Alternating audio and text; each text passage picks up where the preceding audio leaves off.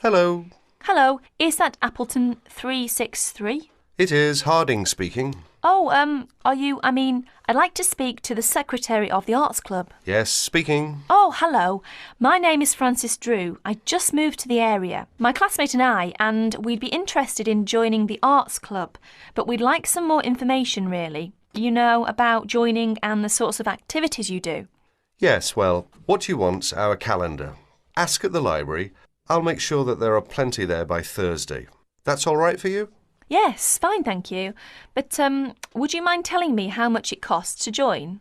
Membership fee for an adult is £2.50 per year, of course.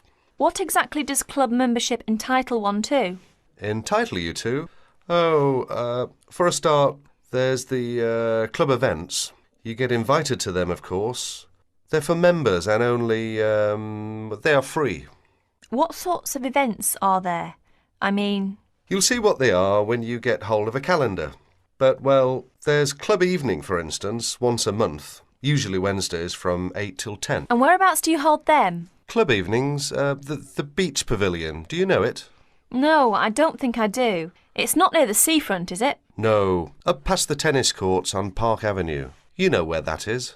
No, I'm afraid I don't. We'd soon find it, though. Quite good. I don't know what your interests are. Music. Got any musical talents? I'm not sure about talents exactly. I like music. We both do. Do either of you sing? Oh, yes. We've both been in choirs. Well, there you are then. The club's got a very fine choir. Very fine. I'm in it myself, as a matter of fact. We have practices every Friday evening. And it's no good just thinking of joining if you can't make the practices. Before you hear the rest of the conversation, you have some time to look at questions 5 to 10.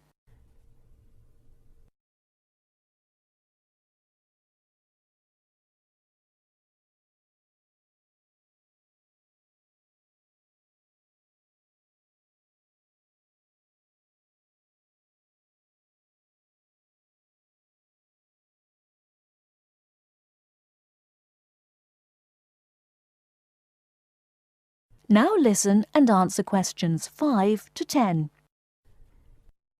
What's the procedure? If we decide to join the choir or any of the other activities, how do we go about it? You can't get into the choir without an audition. As far as the other sections are concerned, members have to apply through the section's secretary in the first place. Yes, right. And the fee again, I've written it down somewhere. £2.50 each. And where do we send it? To you? No, I'm the secretary. It's the treasurer who deals with that. I'll give you his name if you want to write it down. Yes, please. His name is Hosegood. Hose and then Good. Yes. Initial P, address 3 Clay Hill, Appleton.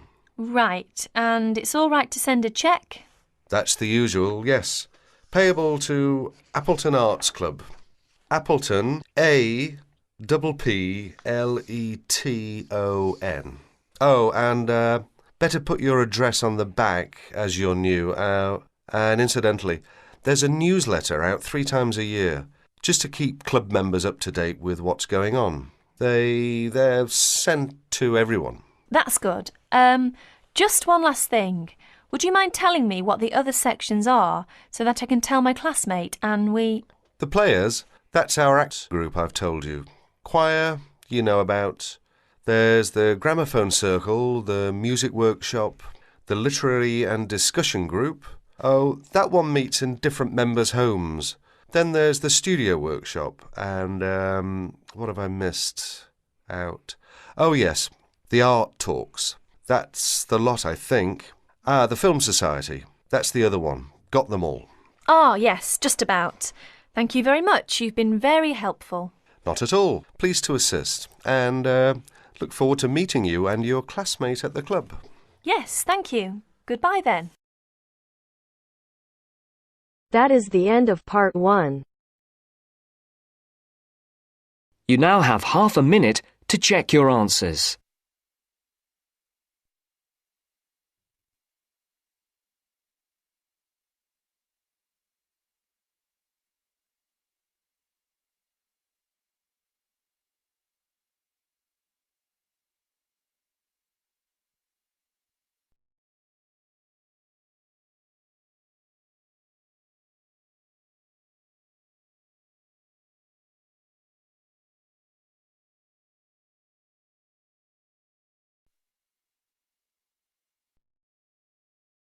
Now turns to Part 2. Part 2. You are going to hear a talk given by Madeline. She is going to introduce the recreational facilities on campus and in town. First, you have some time to look at questions 11 to 16.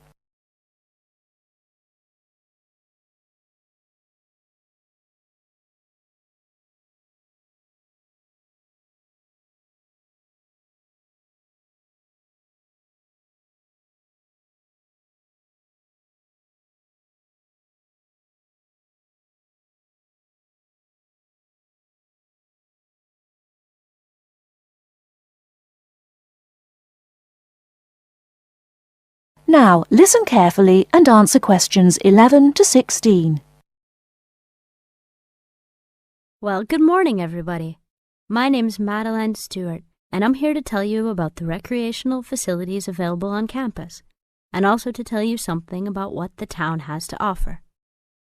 You may already know that your Students' Union membership also includes membership of the Sports Union, which provides a range of sporting and recreational facilities on campus, much the same as those in most British universities. The Sports Union has football, tennis, and cricket teams in local competitions. And really, most sports are catered for in some way on campus, even if they're just social matches.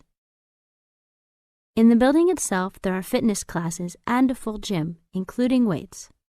The Sports Union can also provide cheap tickets to some major sporting events. And to keep you up to date with everything available, there's a weekly newsletter distributed around the campus.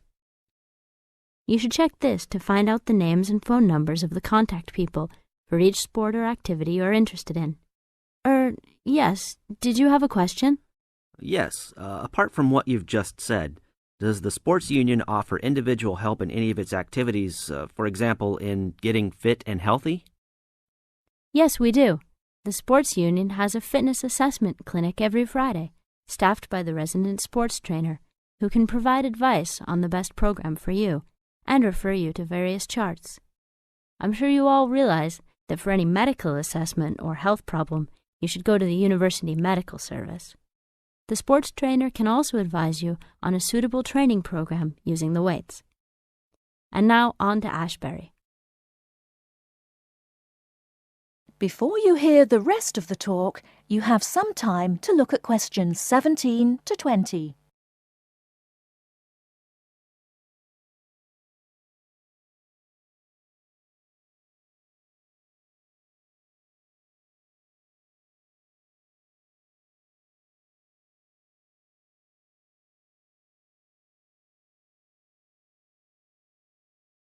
Now listen and answer questions 17 to 20. And now on to Ashbury.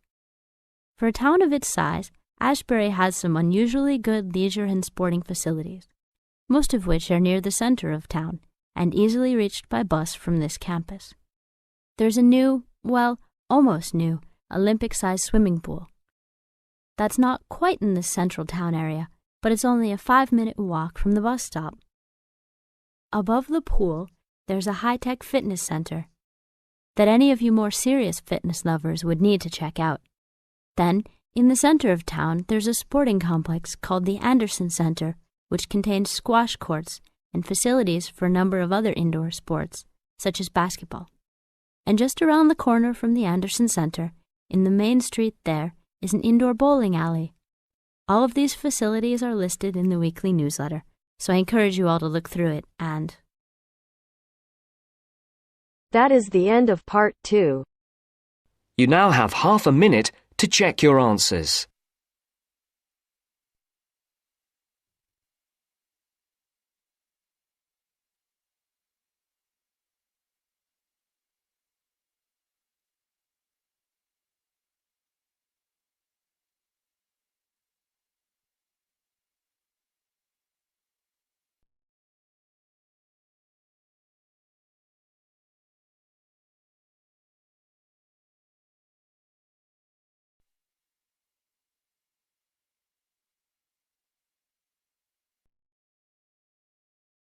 Now turns to Part 3. Part 3. You will hear a discussion among 3 students who are organising an international film festival at their college. First, you have some time to look at questions 21 to 24.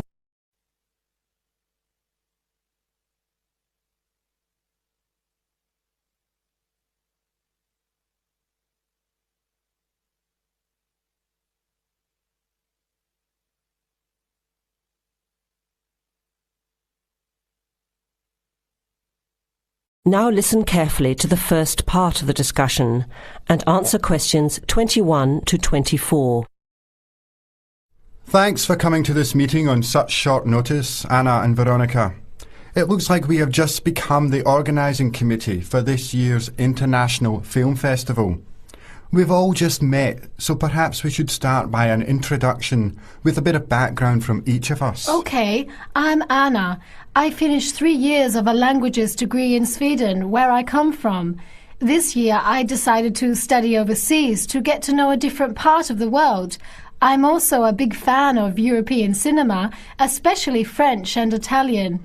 Those are the languages I majored in, along with English. To me, film is a great way to learn about the rest of the world. I was in the film club at my university, so when I saw the notice asking for volunteers, I thought it would be a good way to meet people and get involved in something I really enjoy. Thanks, Anna. My name is Veronica and I come from Italy. I'm doing graduate studies in English literature.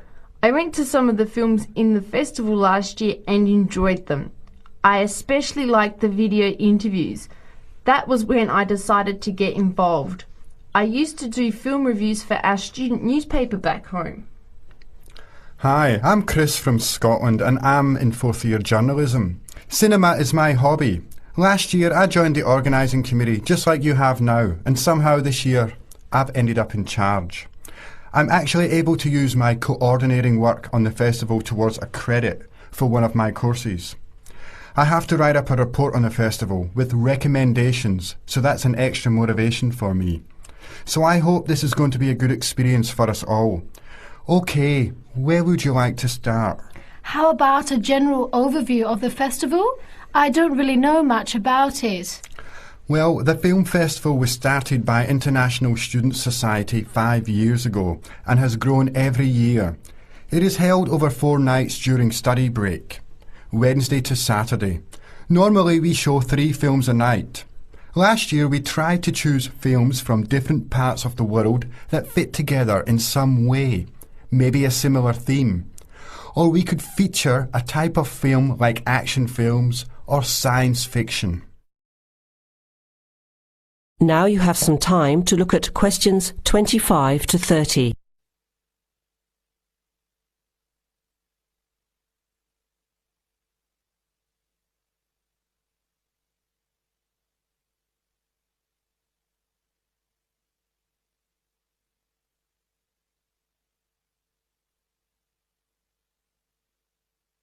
Now listen to the rest of the discussion and answer questions 25 to 30.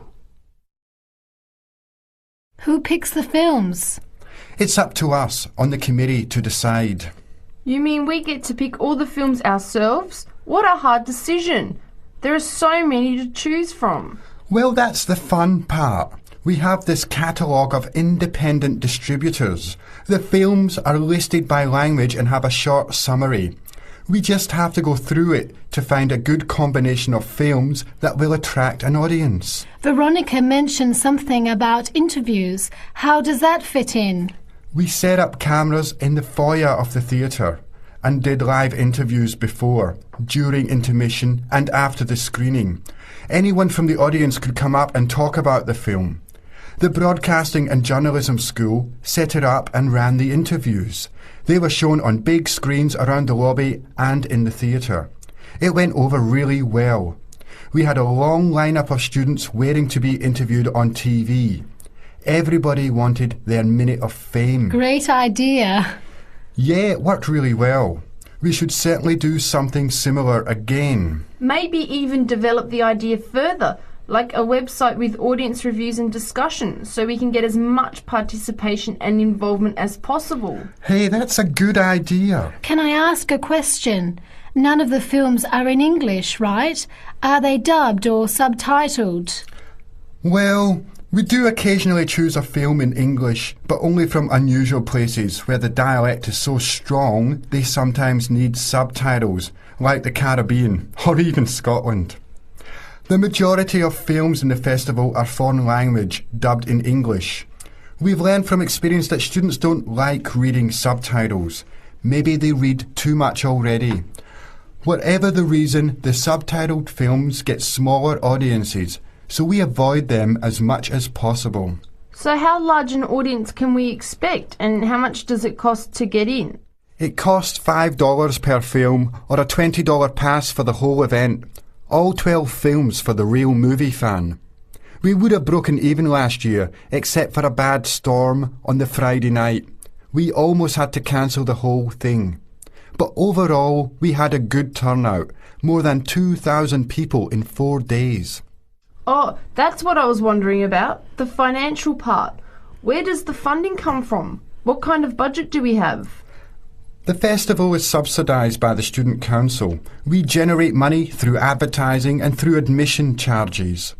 We'll go over the budget in details a little later, but we've got lots of work to do in the meantime. I guess we have to start pretty soon. Well, I think by the 1st of March at the latest. We need to select all the films. Then we have to find some advertisers to sponsor the event. That shouldn't be too hard. We'll just start with last year's list.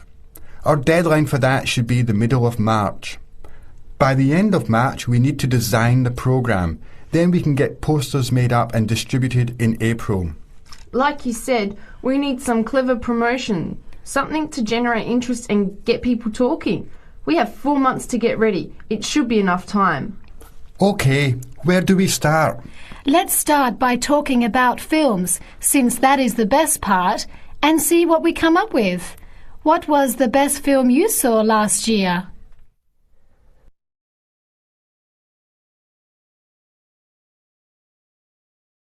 That is the end of part 3. You now have half a minute to check your answers.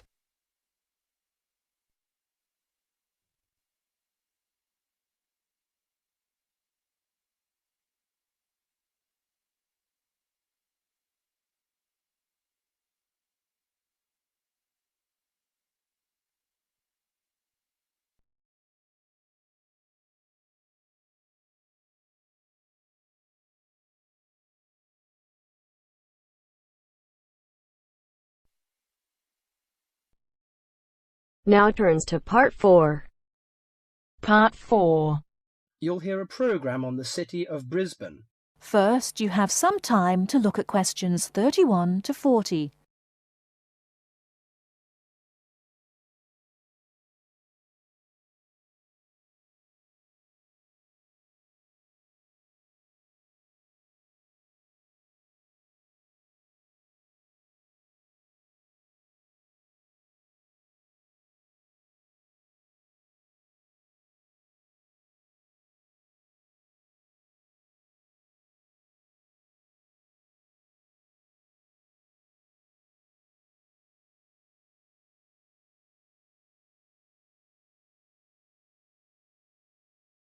Now, listen carefully and answer questions 31 to 40. Today in our Around the World programme, Mr. White is going to recommend a charming city to you, Brisbane. Good morning, ladies and gentlemen. Have you ever been to Brisbane? Well, if you are looking for a mild climate, a relaxed atmosphere, and a lot of culture, Brisbane might be the place for you. Its sunny cafes and offshore islands attract surfers and sun lovers, but it is also the arts capital of Queensland, with many museums and art galleries. This thriving artistic setting mixes well with Brisbane's beach town atmosphere. Together, these two qualities make Brisbane a very desirable place to live. No wonder since 1980 over 500,000 Australians have moved here. Brisbane is now Australia's third largest city. English settlers living in Australia established Brisbane in 1842. At that time, more than 100,000 Aboriginal Australians were living in Queensland. As the settlers discovered Queensland's resources, more and more of them moved in. Regretfully, the settlers drove the Aboriginal Australians from their lands.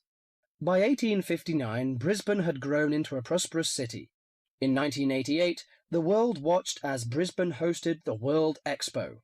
This international fair showcased new technology, but it also showed off the city of Brisbane to the world. Brisbane also hosts a wide range of events year-round.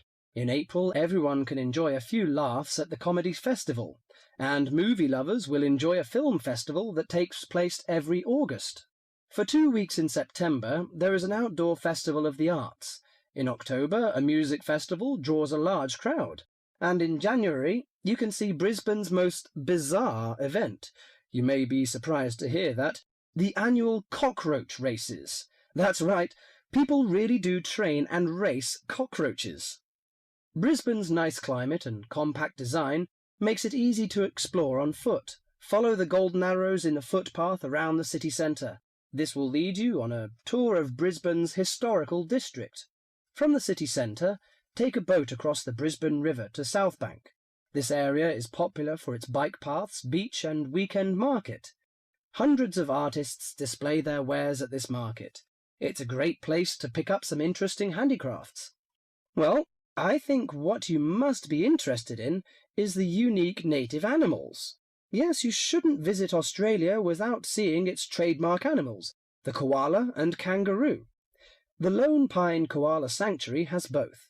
It is located just outside the city centre in beautiful parkland. You can hold one of the park's 130 koalas or feed the kangaroos. Another quiet refuge from the city is Mount Coot-tha, about 8 kilometres from Brisbane. On a clear day, it offers spectacular views of the city. It also has hiking trails and beautiful gardens. Along the Brisbane River, a sunset cruise is also very relaxing. The areas around Brisbane are impressive. A coastal drive south of Brisbane will take you along the Gold Coast. This famous coastline boasts some of Australia's best beaches.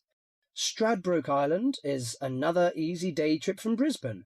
A cliff on the island called Point Lookout offers a great view. From there you can see dolphins swimming below. Brisbane Forest Park, to the north of Brisbane, is a great place for hiking and camping. These great getaways, along with Brisbane's own laid-back charm, make this city an ideal place to visit. That is the end of part 4.